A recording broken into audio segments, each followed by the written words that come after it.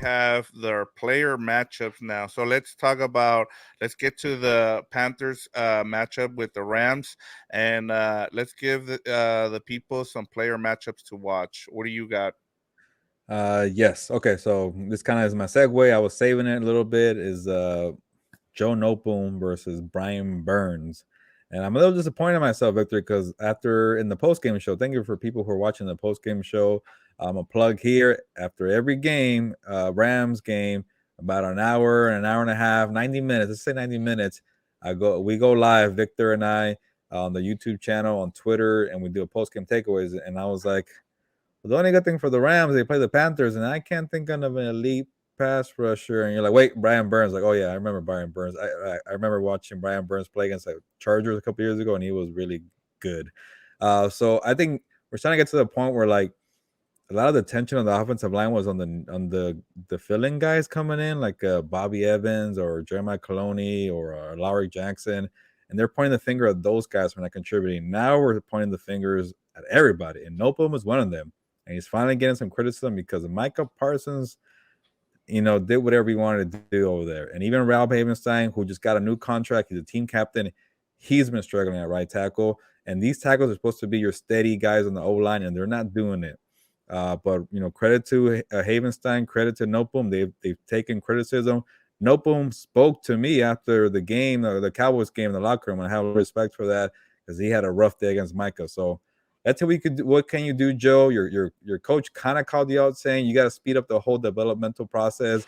You got to face Brian Burns and a team that just fired their coach, got on the plane, and they don't really have much to play for. No, boom, step up and win this matchup. It's going to be hard. I know it because, Victor, I saw a PFF stat for the pressures. I know every other website Yeah. has different pressures, but the top three, Michael Parsons, Nick Bosa, Brian Burns, the three teams that the Rams have been playing. So we'll see how Nopum does against Brian Burns.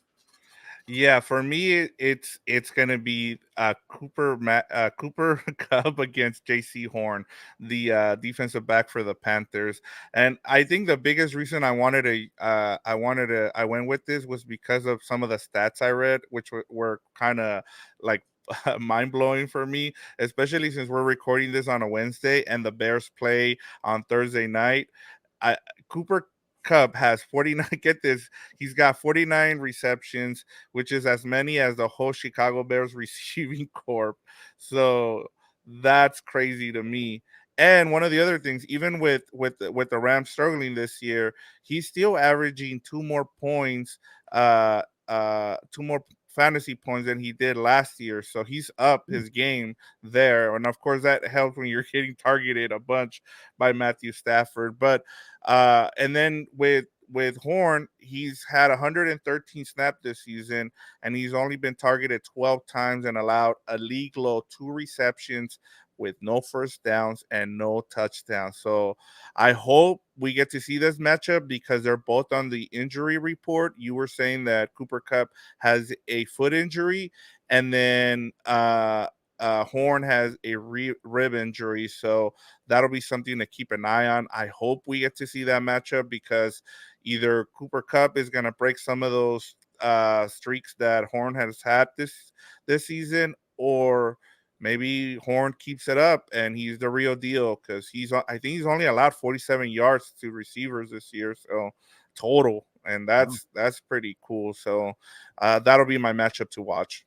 That's a good one, Victor, because that's why I'm glad I do this show with you because you kind of help me out with the opposing team. I kind of get focused on the Rams, and I started doing my research a little later in the week, and I'm curious about J.C. Horn. He was a top 10 pick last year, got hurt pretty early, and I'm like, how is he doing? So that's good to hear that he's recovered in the second year and doing that well. So I know the Panthers got a lot of things wrong with Matt Rule making decisions out there, but I guess he got that one right, and yeah, that'd be a good matchup with him and Cooper Cup and I guess last week Cooper Cup pretty much only got it on the 75-yard catch and run, so it wasn't really a great game for him, but it's gonna be a good matchup though. I'm excited for that one. Yeah. Now let's move on to our X factors for both teams. I forget who we had last week, but I know we it's gonna kind of be hard this week. I feel like kind of going with which one we're going to go with, just because of the whole thing that happened with the Panthers and then firing their coach. But who do you have for us this week? Yeah, I'm trying to see what did I have here because I saw one that I'm trying not to be the same as you. Yeah. Uh, but I think I think yeah, you're going somewhere else with this one. So I'll go here. Uh, I go with the tight ends because I do want to see more of Kendall Blanton. And I don't know, yeah, he's not going to give you a lot on the whole passing game. That's what Tyler Higbee does. And sometimes like I don't want to tell coaches like, okay, how about this player or that player? Because it makes it sound like I'm trying to say you should play this guy and this guy. But I'm like, Kendall Blanton only had like 2 snaps, and you're not really playing the 2 tight end sets. And when I asked him, he kind of maybe took it like I was suggesting maybe Tyler Higbee should play less and Kendall more. And he's like, "Hey, Tyler Higbee's a good tight end." I'm like, "Yeah, he's a good tight end," but I'm like, he doesn't block as well. Kendall, maybe try to get those 2 in. So I'm saying these 2 guys got to step up, and even if Tyler Higbee's out there a lot, step up as a blocker too, man. I know you're always out there going and trying to get your receptions. I get it. They put you on the outside too. You're heavily involved in the passing game, but help out with the blocking, and maybe Kendall could help out with the receiving. So hopefully we see that the more 2 tight end sets, Victor, the scheme change that we're trying to push for Sean McVay. He just won the Super Bowl, so who are we to say that? But they do need help with some blocking. I think Kendall could help out with that. And especially when you're not trying to get like you put an extra lineman there for these jumbo packages and max protections, you lose that receiving aspects. But you go with the 2 tight ends, you get that at least. So we'll see if he helps out because there's been flashes where Kendall gets a long reception. He had a big play in the Super Bowl, I guess, or I think it was one of the playoff games. I forget. And they also, by the way, they got Bryson Hopkins back from the suspension list, so maybe he could do something too. So we'll see how the tight ends play out. I'm gonna throw all 3 of them. You know what? All 3 tight ends and the X factor for me. Yeah, I know, and it'll be nice to have all those tight ends back. Maybe he can run more sets with those tight ends, Yeah. packages, and that would help out Matt Stafford in that offense. But for me, I'm gonna go the other way, just like you talked about. I kind of was doing some research on the Panthers, and one of the things that I found out was that Steve Wilkes, who became the interim coach, he kind of got rid of all of Matt Rule's staff, and the only guy he kept, aside from the linebackers coach, who he named as his defensive coordinator, was the offensive coordinator Bob McAdoo. Now, Bob McAdoo, you might remember, was the coach of the Giants, and he had Eli Manning, and I think one of the things is he always complained about was that he couldn't implement his offense because of Manning's inability to move around, right? So he was kind of happy with having Baker Mayfield, and now he kind of gets to do that with Walker, PJ Walker taking over. So we'll see if we see a different kind of guy. But for me, the X factor for me is Raheem Morris, the defensive coordinator. I think this is where he can take advantage of Bob McAdoo and one of the things that I saw from Panther fans was they were just mad with the fact that Steve Wilkes got rid of everybody except for Bob McAdoo. Like they wanted everybody gone because they're just tired of his play calling. And I think I even saw what's his name from ESPN, Dan Orlovsky, where he was pretty much calling them out for some terrible play calling in one of the games a couple weeks back. So I mean, this is where Raheem Morris can take advantage of that. I think if anything, even if the offense struggles, this is where the defense can take over and get the Rams a win. Yeah, I think I saw that video where they were kind of tipping it with either a run or pass play, right? By the way, Yes. they were the McCaffrey was next to Baker Mayfield in the shotgun or whatever. So that you got to catch things like that if you're the coach. Like, okay, you're giving away the plays in terms of sets and formation. So, yeah, and I think maybe the reason why Steve Wilkes kept Ben McAdoo was more like, you can't just install a whole new game plan in a week. You're going to LA to play the Rams. You just got to just go and just like, hey, do what you can. It's a bad season. The season's over. That could be it. But I know a lot of, I'm sure Panther fans were like, you know what, you got to try something new and let's see what they got. But yeah, Baker Mayfield probably won't play. I guess he won't really play. I think he's trying to get a second opinion or third opinion, whatever it is. Going to be PJ Walker. But yeah, that's a good one, especially with the coaches are going to be big after a big move like that, and we'll see if Raheem Morris could shake it up, and that might lead me to my the next category we're going to. Yeah, no, and before we move on, I thought since they're coming here to play the Rams, there was an update on Sam Darnold. It looks like he's going to be back Oh, practicing for them next week. So shout out to Sam Darnold, who won't get to play at home or homecoming, but at least he's almost back. But who knows if we see him this season? So yeah, let's get to our keys to the game.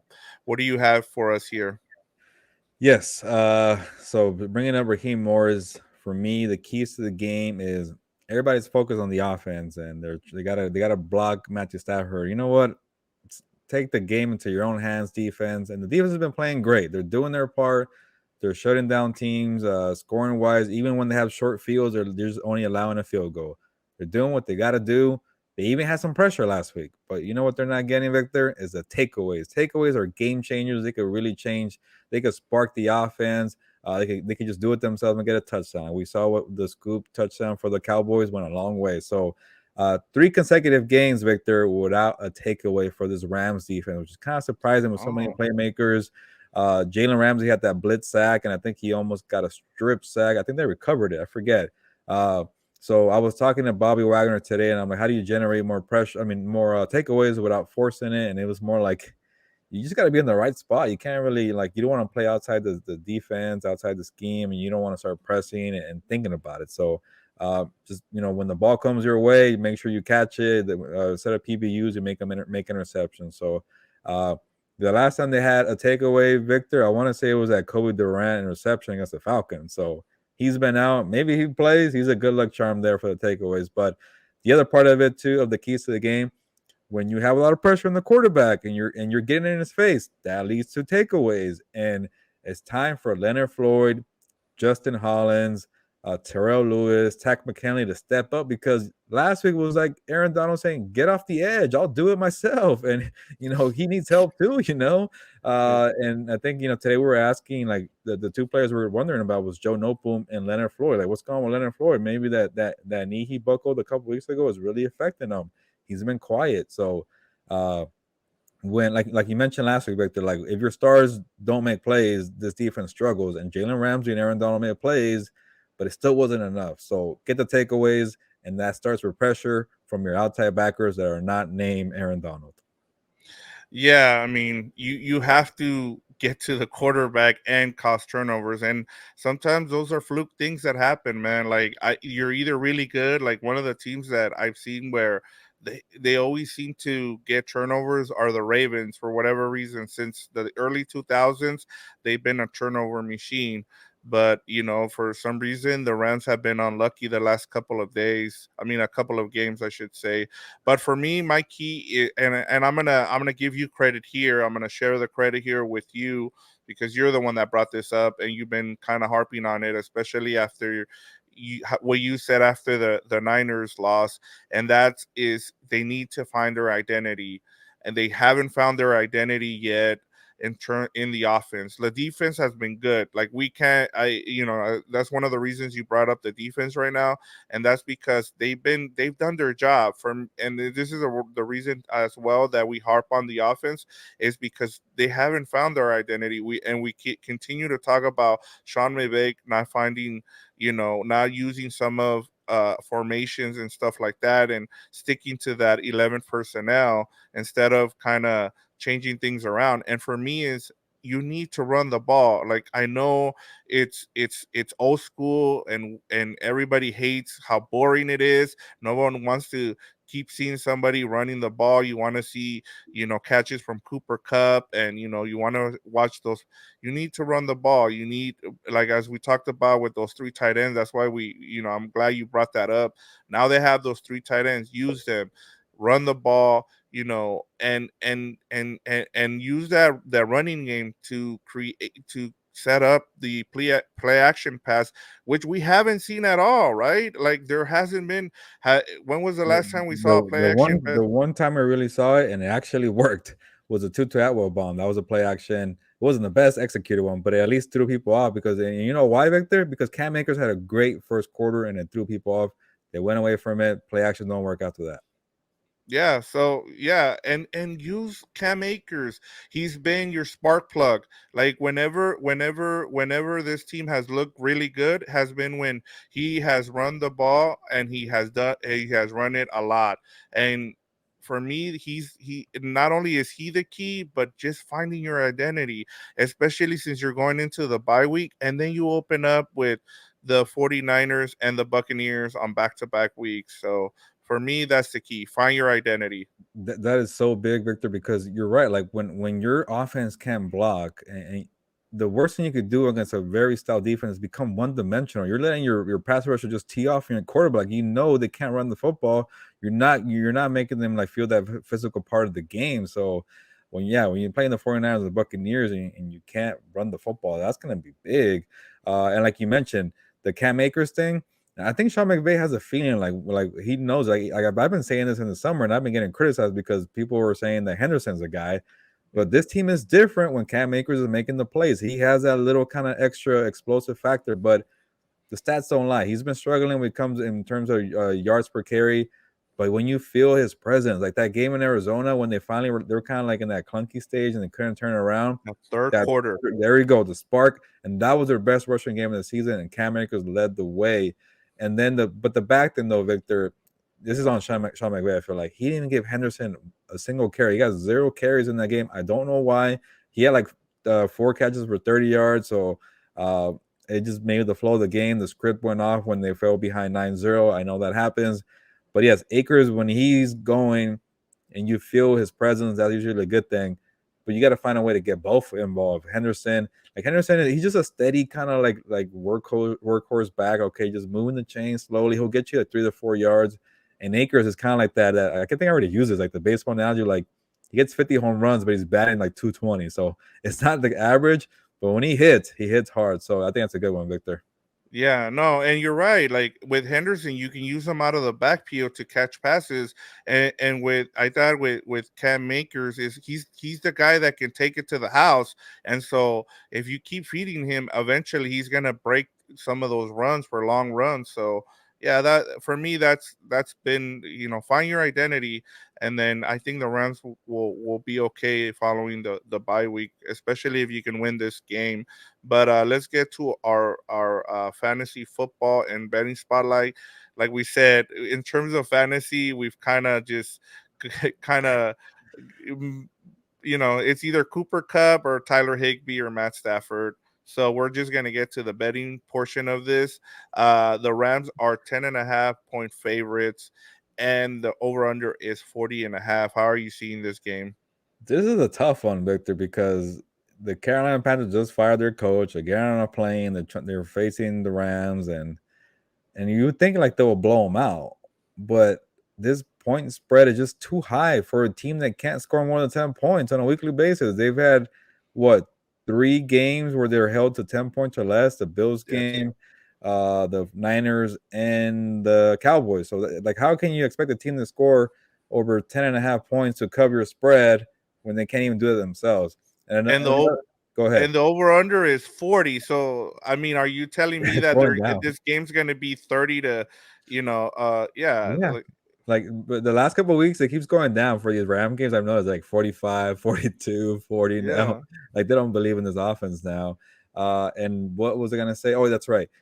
Yeah, they can't score points. And here's another stat for you, Victor. 4 out of the 5 games this season for the Rams, 0 points in the fourth quarter. And you know how many points they have total in the fourth quarter? 3 points. They had 3 points in Arizona. Uh, I know and that. I asked Stafford, I'm like, hey, you want to score more points, but for some reason they're not coming in the fourth quarter because some of these games are close. Like this is a big quarter, and he's like, honestly, man, we can't even score in the other 3 quarters. I'm like, oh, okay, he's honest. So they can't figure out that quirkiness there, but they got to start scoring, in the first, second, and third quarter. So that spread right there, right away, tells me that like I'm gonna stay away from that. That's too high for me.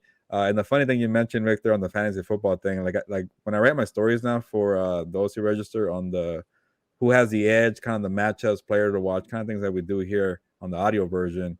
I just in the fantasy sleeper section, I'm like, I'm not doing it anymore with Cooper Kupp and Higbee. Go the other way. Go pick up Michael Gallup, and he didn't really have a big game. But I'm like, that's where we're at now for fantasy football when it comes to the Rams. Yeah, no, I mean, go with someone like DJ Moore or somebody Yeah, that you can pick up, or Robbie Anderson from the Panthers or something, because it's pretty much Tyler Higbee, Cooper Cup, and Matt Stafford. That's it. Like, we can't expect anything from Allen Robinson at this point. I feel bad for the people who kind of fell for the hype and were drafting him in the fifth round. yeah. I'm Yeah, one of those people that was really yeah, hyping him up. Yeah, yeah. So he no, and looked in good this terms, summer, Vic. He looked good. yeah, I know. But that's the thing too. Like, it was weird because I kept thinking about, but he's not. But Matt Stafford isn't throwing to him during the summer, so it wasn't. And then there was a whole thing with the elbow, but that's another story. But Yeah, I'll tell you this. I'm not touching this line at all. Even the over under, I just stay away from it. If I was going to bet this game, I say take the points with the Panthers, and then maybe take the over. Maybe they score some points, but at this, I don't know if this game even goes over 40, because both defenses are good, and I don't know what to expect from Bob McAdoo, and if McVay's actually gonna make the changes that we've been asking for. So at this point, I take the under. I'm gonna keep doing the under until they hit the over. Like, at some point, they score over 10 points. So for me, I'm taking the under here. okay. I think I will go. You said the under, right? Not the over. Okay, okay. Yeah, I'm taking the Yeah, under. but then I'm the same way. I'll take the under and the points too. Yeah. But that All leaves right. us with something else. Yes, to the main event, as Fernando likes to say. Game predictions here. How you want me to go first, just so you Yeah, can go off of me? yeah. I feel You like know what? I've I've been been on the last going couple of back and weeks. forth. Yeah, I've been going back and forth the whole week. We Yeah, talked about this. We had a conversation about how we felt going into this game a couple of days ago, and with the whole firing and everything of Matt Rule, I at one point was like, maybe I can make the argument that I can go with the Panthers here, because I've seen coaches come in, interim coaches, and rally the team. The players rally behind, but they're coming across the coast here. They're coming across the country, I should say, to SoFi. I'm taking the Rams here. Why? I can't give you a good reason. Honestly, I'm just gonna go with the Rams this time. I tried and tried to make some compelling way to take the Panthers, because I have no faith in the Rams right now. But I just think that McVay, at some point, I'm gonna believe that he can figure it out. He's a Super Bowl winning coach, and I think that he can at least outcoach Steve Wilkes, who's just taking over. So I'm gonna go with a 22-17 win for the Rams. yeah. Yeah, yeah, Okay, I was wondering going to go lean with the Panthers, and for me, the more I had the biggest trouble I had was the spread. Like, this team just fired their coach. They don't have their first string quarterback. I know Baker Mayfield has not played like a first string quarterback, but they have their backup or third string technically, right? Because Sam Darnold's not going to play. PJ Walker. They fired a bunch of coaches. They're getting on that plane from Charlotte to LA, and this team is just, and then the trade block rumors. Like, maybe the Rams are calling up the David Tepper and say, hey, you want to give up CMC while you're here? You want to give up Brian Burns while you're here? You want to give up Derek Brown? You want to give up DJ Moore? We need all those guys. Those are actually really talented players that I just name dropped there. But I think it will be a clunky game. It will be more like maybe the Arizona game. So I think they finally cracked 10 points. The Rams won't cover, which is sad to say, right? The 10 points thing. yeah. I know. They'll score a touchdown in the fourth quarter. How about that? I'll give them something. They won't cover, but it'll be 23-17. Does that meet the under still? Doing my math. Yeah, 40 and a Oh, half. Yeah, there we go. Okay. there you go. 23-17. The Rams take this one. They limp into the bye week at 3-3. Yeah, and I mean, I know I know teams hate looking ahead, but man, I keep looking. I know we went through the schedule and we looked at those two back-to-back games. They need to get this win. This is a must win. I know people hate saying the whole must win thing, but man, coming It off the bye feels like against the it. 49ers, against the Buccaneers, you need to win this game or else you're in danger of really falling behind. Yeah, and the biggest thing too, Victor, I didn't even care about the quarterback situation with the Panthers. I'm like, they got to face Brian Burns. And this is a game you have to at least figure out how to limit these top pass rushers, because when you come out the bye week, you got to face a Nick Bosa again. I don't know if he's going to play. He has a groin injury, but then you got to face a very stout front seven of Tampa Bay. And it won't get easier the rest of the way. So eventually, show us what you can do and start out with Brian Burns or just trade for him or whatever. Do something like that. There you go. All right. Well, that pretty much brings us to an end here. Please, Gilbert, give us some of the stories you're working on. Plug, plug, plug, man. Yeah, so if you're watching this on a Thursday, check out the OCRS or Ellie Day News in the evening time on a Thursday, because I'm gonna do a story on the balance of Sean McVay trying to figure out, does he go all in on the scheme changes? Does he switch out the personnel? Or does he wait to the bye week? Because when you have a lot of miscommunication already and you throw in more people who are new, that could lead to disaster. So that's a fine line there for Sean McVay, who's known for the 11 personnel. Do you stick with the bread and butter? Or do you say, you know what, it's a new season, injuries, what can you do? It's a whole balance there. Let's see what else can I do. I think I'm gonna focus on that fourth quarter, the points there. I'm gonna focus on the takeaway. So yeah, and then I think my advance for Sunday, if you like to read the Sunday newspaper and you pull it out, I'm just gonna focus on the offensive line, their mindset. With the Rob Havenstein get through this offensive line, I'm gonna go around the locker room and pick people out like, hey, did you figure it out? Is the mindset right? Are you okay? Let's check it in. All right. So that'll be my Sunday story. But just check it out at the OC Register, LA Daily News, or follow me on Twitter at gmonzano24. And please check out all the work we do on COMPAS on the Beat, from Combat COMPAS with Deontay Wilder to what Fernando does with What's Up Boats to what we do here at you and I, Victor, with Dan and Diego as well on the regular COMPAS on the Beat. So we have a lot of content, but hopefully Rams fans have been satisfied. So like Dan and Diego says, if you like this channel here, be a friend, tell a friend. Or no, Yeah. actually, yeah, is that what it's saying? I don't know. Yes. Whatever. Yeah. It's late. There we go. We got it. Yeah, no, and please, like we'll continue to say this, but follow, give us, a comment, Yeah. just yeah, and just continue. We're trying to get to those 250 subscriptions. We got that Aaron Donald giveaway shirt, so please, let us know. We have the post game show for you guys.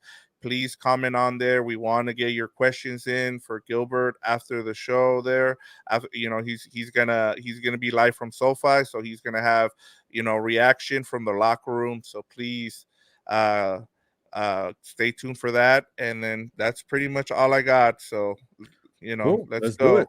On Yeah. with that note, because I'm excited for the bye week. So let's get to this game.